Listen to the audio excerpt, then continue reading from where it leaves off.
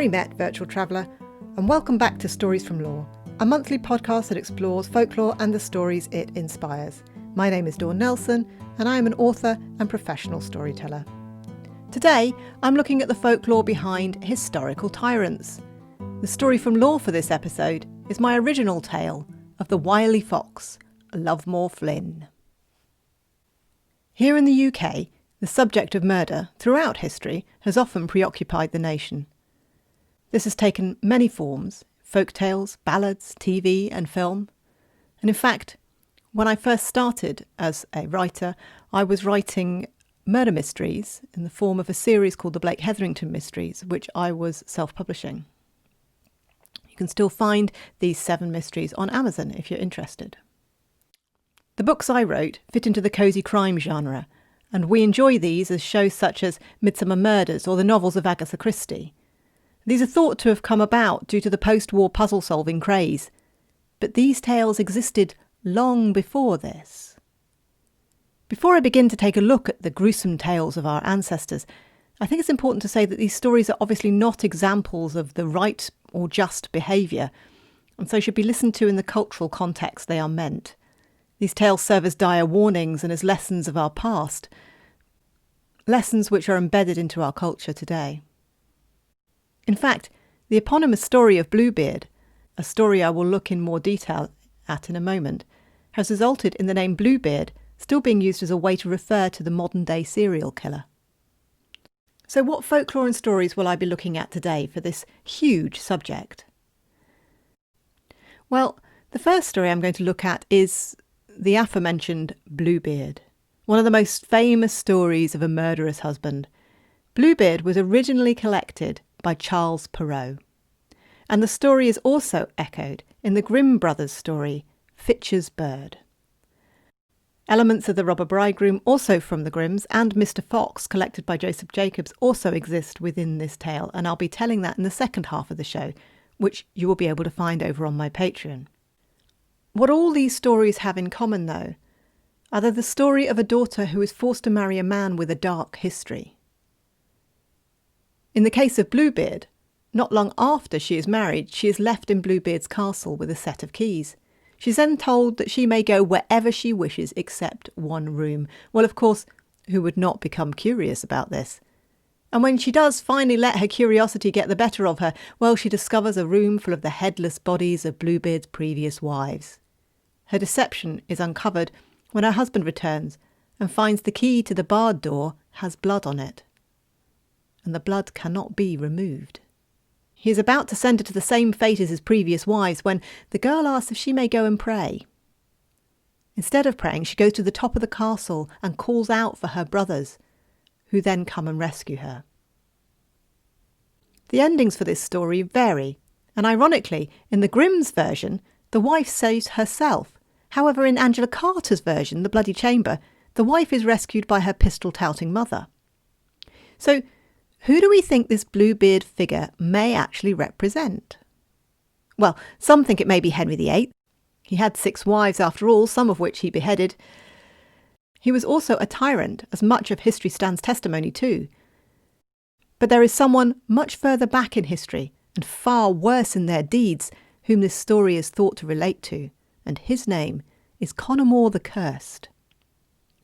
A ruler of Brittany in 540 AD, Conomor was well known for his cruelty.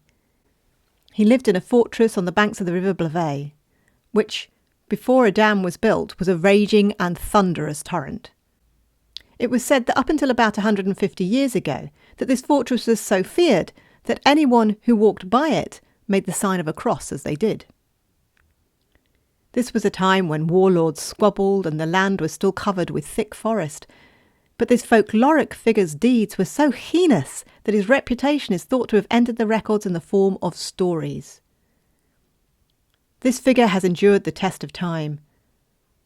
1,500 years.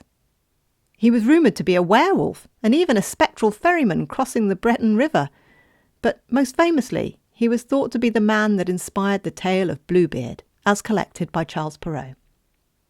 Alain Bouchard published his Grandes Chroniques de Bretagne, and in it associated Conomor with wife-killing, and suggests that Because the Breton count had been warned by a soothsayer that he would meet his death at his own child's hand, he was then in the habit of disposing each of his spouses as soon as she revealed she was pregnant. The story of Bluebeard and his bloody chamber is indeed a dark one, and it's one that has fascinated many for many years.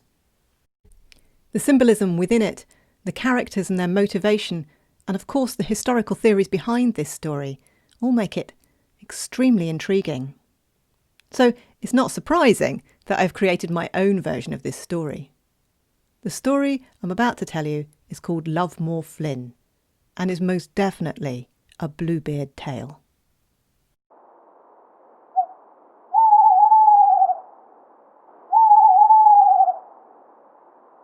Lovemore Flynn is a fine-looking fox. He is always well-groomed, and there is not a hair out of place. At the end of his long, distinguished nose is a pince nez with a tortoiseshell frame. He sculpts the bright white fur of his jowls into points, and he makes a horseshoe moustache from it. It's fair to say that he's a very handsome fellow.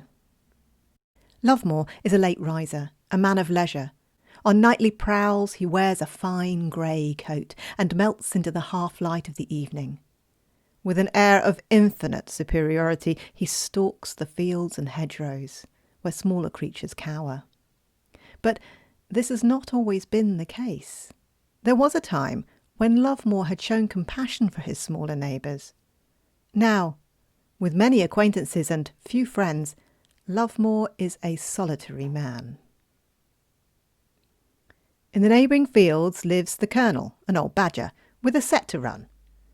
It is an unspoken rule that Lovemore does not interfere with the Colonel's day-to-day business, because you see, Lovemore is trouble. A gentleman, yes, but trouble nevertheless. And for many years this has been so. Neither has bothered the other, until, that is, one fateful day last spring. Lovemore was courting a rabbit named Mariana. Not a particularly unusual start to the season. The silver-tongued fox, despite his reputation, had absolutely no trouble with the ladies and had many admirers. Mariana was not the first rabbit to fall for Lovemore's charms, but with her beautiful doe eyes and perfect pelt, Mariana too was difficult to resist. Surely she could not possibly have been taken in by the fine words and luxurious manner of Lovemore Flynn. After what appeared to the neighbouring animals to be a whirlwind romance, the couple were married. Mariana lived in the lap of luxury in Lovemore's capacious den, but she often missed the comfort found in her many siblings and snuck out during her husband's absences to visit them. Mariana's mother was a renowned cook, and the other rabbits would often visit to feast on her grass-seed muffins and dandelion stews. Mariana herself had been taught the art of these delights, but Lovemore forbade her to cook or to even enter their larder. Each night when he came home from his evening's business, he would go to the larder, select the finest ingredients, and cook Mariana the most beautiful pies. He was an exceptional cook, but despite the lengths Lovemore went to, Mariana still missed the art. On her visits to the warren she would speak of this to her mother. In turn, her mother would counsel her on the authority of men, and she encouraged her not to go against Lovemore's wishes, and to think herself lucky to have such a devoted husband. It soon became known amongst the hedgerows that Mariana was not allowed to follow the family tradition of haute cuisine, and that she pined for her mother's dandelion stew. And so it was no surprise to anyone but Mariana that, on her way back to the den one night, a magpie stopped her. "Mariana!" cackled the magpie. "Why do you bow to your husband so?"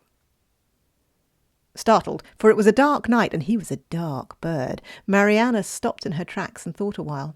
"Well, I love him dearly, magpie, and this is his only wish, and so I must respect it." The magpie let out another cackle. "But have you not seen in the larder?" "I'm forbidden," Mariana replied, a small tear appearing in the corner of her beautiful doe eye. The magpie hopped a little closer. "I have the key, Mariana. Would you like it?" Now, Mariana knew that magpies loved shiny things and knew he must speak the truth, and she did very much long to see inside the larder, to smell the herbs and the spices once again. The magpie saw the longing in Mariana's eyes. "You can have it if you want. I have many keys. I shall not miss this one." "I must not," Mariana replied. "He is my husband, and I must respect his wishes." "Very well, Mariana. But you should look more closely at the coat he wears. Perhaps then you will want the key." The magpie flew away into the tree high above her, and Mariana ran on home. She was concerned with getting back before her husband did, and she forgot what the magpie had said. That is, until Lovemore returned.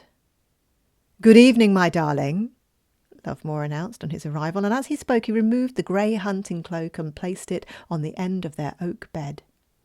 It was then that Mariana remembered what the magpie had said. She smiled and kissed him on the cheek, and he went off to cook dinner. He went straight to the larder, and as he did, Mariana touched the coat that was on the back of the chair. The comfort she found in its familiar feel and smell had always puzzled her, and yet she had never troubled to ask her husband where it had come from. As she stroked the fabric, she noticed it was larger than the last time she'd seen it, longer in length. She pushed the magpies cackling to the back of her head. Notoriously cruel birds, she knew this one was no different. A troublemaker sent to spoil her peace. And she sat down to dinner with her husband and thought no more of it. A week later, she saw the magpie again. This time he was waiting for her by the old chestnut tree. She pretended not to see him and hurried on past the tree. "Mariana," squawked the magpie after her, "did you look at the coat?" She hopped on, hoping he would just fly away. "Don't you want to know what's in those lovely pies he cooks for you?" the magpie goaded. She did. She did very much. And so she stopped and turned back towards the tree. "I thought so," he crooned. "I will have the key, magpie, but you must not tell my husband. He will surely beat me, and then he will find you," she replied. "I would not do that, Mariana. I value my tail feathers." The magpie cackled, and he handed her the key. It shone in the moonlight, winking at them slyly. She tucked it behind her ear and hurried home. She just about had time before her fox came home. Opening the door of the den, she called for her husband, "Lovemore!" But there was no early return, as she feared. There was no reply. She walked over to the larder, pausing outside the door. She knew that once she put the key in the lock, there was no going back. But she had dreamt of cooking for months, and now she yearned for the smell of the garlic and the onion frying in the pan, and it couldn't do any harm, surely, and wouldn't it be amazing if she could cook a dish for Lovemore and it would be on the table for when he got home, and would he not be so grateful? He could surely not be angry with her for that. She took the key from behind her ear and placed it in the lock. A reassuring clunk told her that the magpie had not lied. This was the correct key. She pushed the heavy door and peered inside.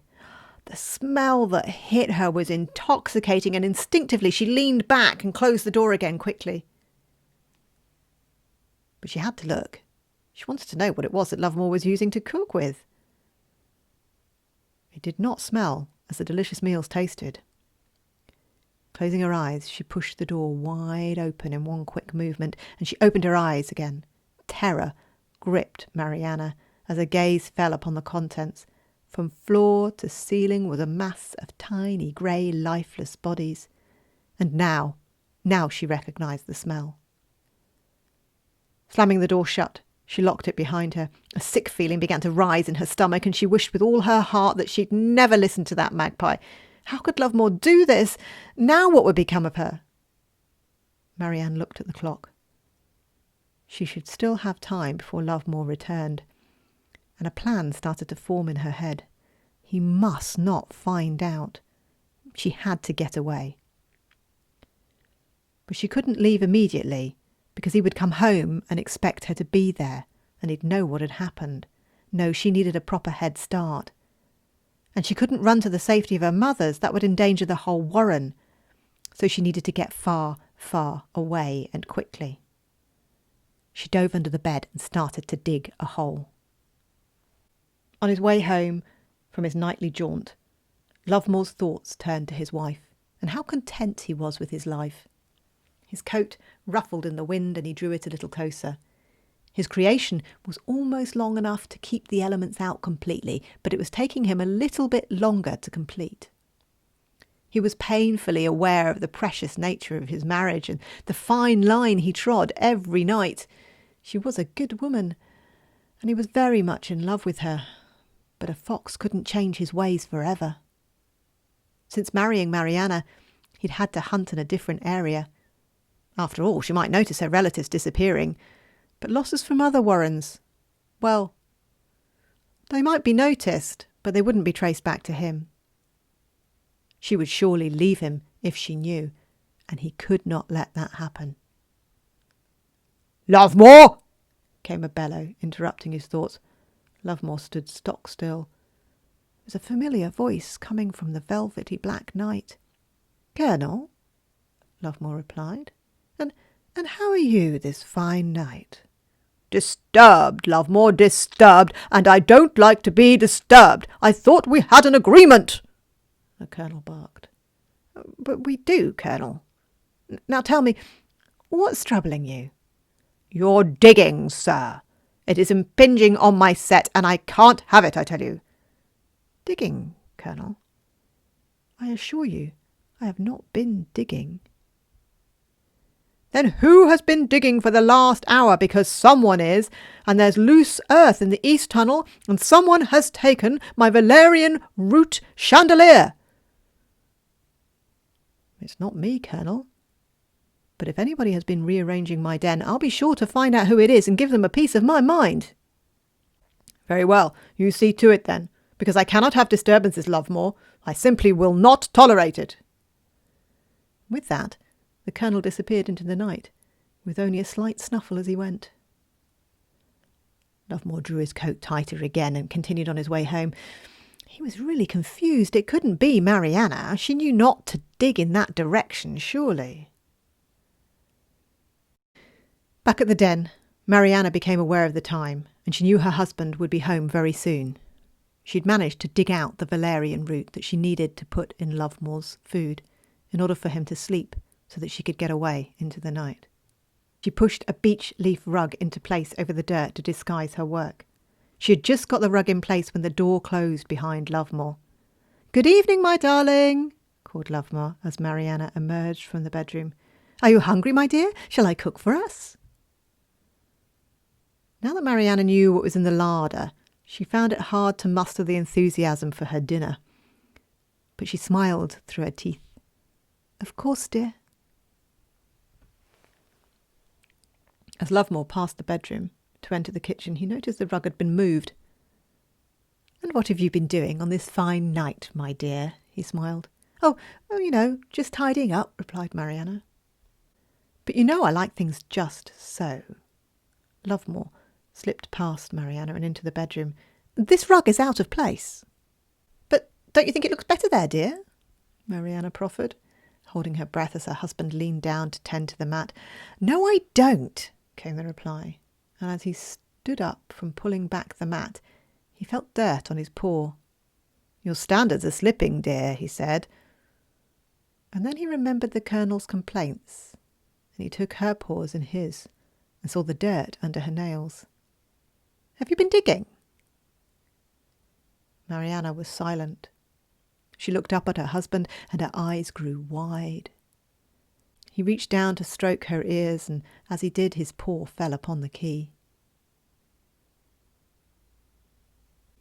The next evening, Lovemore Flynn went out as usual. This time, though, his fine grey coat reached to the ground, and he had a new, glossy, black-feathered collar. He barked at the new moon, tears filling his eyes, and the animals of the hedgerow cowered once more.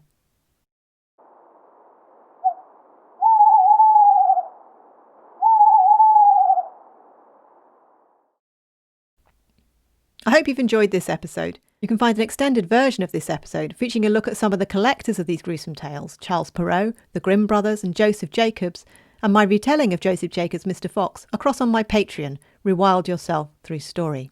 Just search for DD Storyteller, and there you will find digital zines, audio stories and extended versions of this podcast. I do hope to see you there, as I'd love to tell you another story. Thank you to all my patrons for continuing to help my stories reach new ears. And as always, please consider leaving me a review, as reviews help these stories to journey out into the world and reach new audiences. You may notice that Season 1's shows are being released weekly, and that's because these shows were originally aired as live stream shows earlier this year, and I've now converted them to audio for the purposes of the podcast. Season 2 will be launched in the new year, and the episodes will then be released monthly. For more stories woven with folklore in the old ways, you can also find me on Facebook as DD Storyteller and on Instagram as @DD_Storyteller. I also have a Facebook group called Stories from Law, and there we share folklore and music and books and chat a little about the podcast. Thank you for listening, and I'll see you again soon for more Stories from Law. Toodle pip!